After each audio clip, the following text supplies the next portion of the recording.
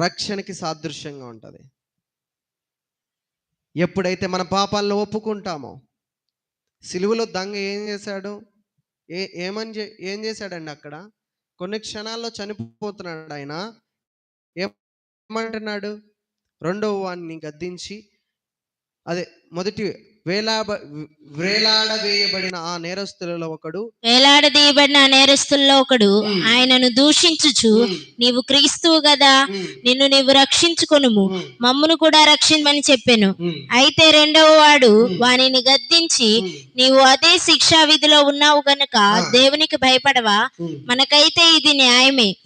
మనము చేసిన వాటికి తగిన ఫలము పొందుచున్నాము, కానీ ఈయన ఏ తప్పిదము చేయలేదని చెప్పి ఆయనను చూచి, యేసు, నీవు నీ రాజ్యంలోనికి వచ్చినప్పుడు నన్ను జ్ఞాపకం చేసుకొనమనెను. అందుకు ఆయన వానితో, నేడు నీవు నాతో కూడా పరదేశంలో ఉందువని నిశ్చయముగా నీతో చెప్పుచున్నానెను. స్తోత్రం, హల్లెలూయా. ఇద్దరున్నారు. ఒకడు అంటున్నాడు, నీవు నిజంగా క్రీస్తువు కదా, నీవు నన్ను రక్షించు, నీవు నన్ను ఇక్కడి నుంచి విడిపించు. ఇంకా పాపంలోనే ఉండాలని ఆశపడుతున్నాడు వాడు. ఇంకా రోత బ్రతుకులోనే ఉండాలని ఆశపడుతున్నాడు. రెండో వాడు గద్దించాడంట. గద్దించేమంటున్నాడు? నీవు నీ రాజ్యంలోకి వచ్చినప్పుడు నన్ను జ్ఞాపకం చేసుకో ప్రభువా, నన్ను జ్ఞాపకం చేసుకో అంటే ప్రభు అంటున్నాడు, నీవు నాతో కూడా పరదైసులో ఉందువు. దేవునికి స్తోత్రం, హల్లెలూయా.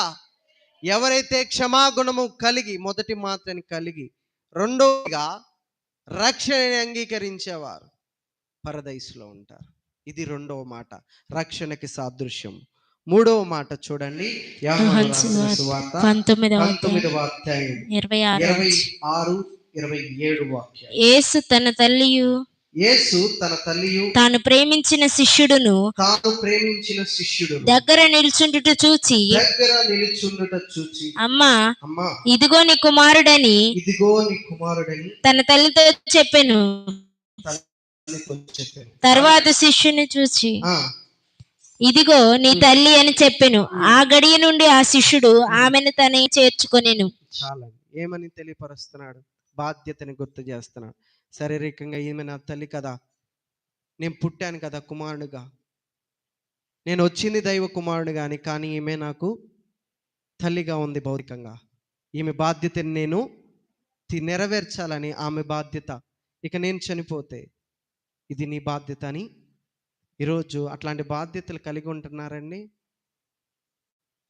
ఏదైనా మాటలు మాట్లాడితే విరోధిగా దూరముగా వెళ్ళి ఉంచేసే బిడ్డలున్నారు. తల్లిదండ్రుల్ని అనాథాశ్రమాలలో పడేసే ఉన్నారు, బిడ్డలున్నారు. వృద్ధ ఆశ్రమంలో పడేసే బిడ్డలున్నారు. బాధ్యత అనేది తెలియడంలా. ఒకవేళ అనారోగ్యంలో తల్లుంటే ఏంటి ఎప్పుడు ఇదే పరిస్థితా అనే బిడ్డలున్నారు. పట్టించుకోలేని బిడ్డలున్నారండి. అనారోగ్యం వస్తే పరామర్శించలేని బిడ్డలున్నారు.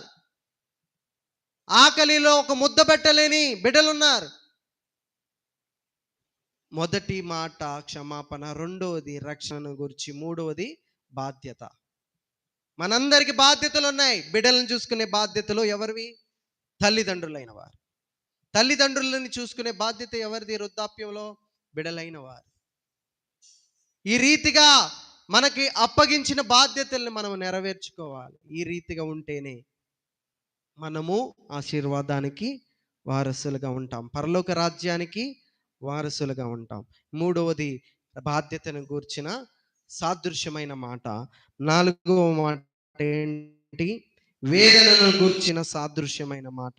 మత్తయి రాసిన సువార్త 27వ అధ్యాయము 46వ వాక్యం. ఇంచుమించు 3 గంటలప్పుడు యేసు ఏలీ ఏలీ లామా సబక్తాని బిగ్గరగా కేక వేసెను. ఆ మాటకు నా దేవా నా దేవా నన్నెందుకు చేయి విడిచితివని అర్థము. వేదన. ప్రభువా, ఈ పాపంలోనే నేను ఉన్నాను కదా, ఈ యొక్క విధమైన కట్లలో నేను బంధింపబడి ఉన్నాను కదా,